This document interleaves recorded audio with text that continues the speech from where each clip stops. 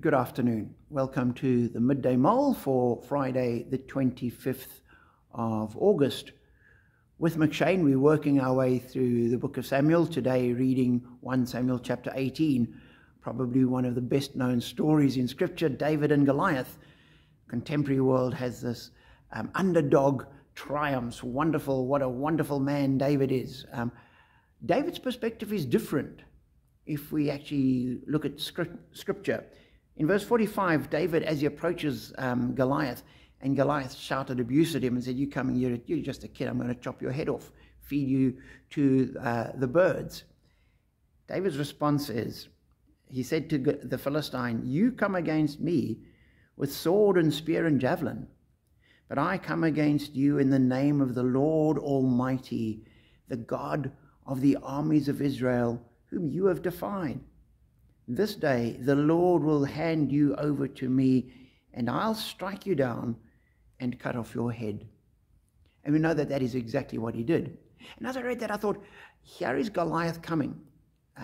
He has total confidence in his ability, in his training, in his weaponry, in his armor, in his experience. Goodness knows how many people he'd already confronted and overcome. Certainly the Philistine army thought he was going to win this. They had put their confidence in him as well. That's what they were trusting in. David said, no, I'm trusting in God. And it just made me think of our contemporary society and who people trust in and what people trust in. And we might not be trusting in javelins and spears, but we do trust in bank balances and GDPs. We trust in political systems and laws. We trust in all sorts of business ventures. And as we put our trust in those things, they're not bad in and of themselves. David took Goliath's sword and he used it later on.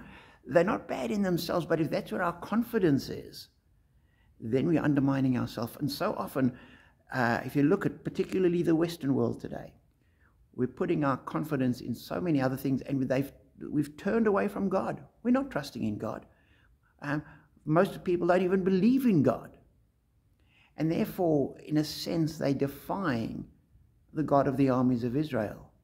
And that never turns out well.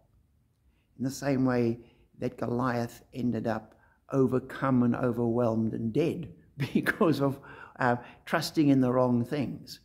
We have seen through history, societies and kingdoms and groups of people trusting in the wrong things eventually fail. And so the challenge for us is to put our trust in God.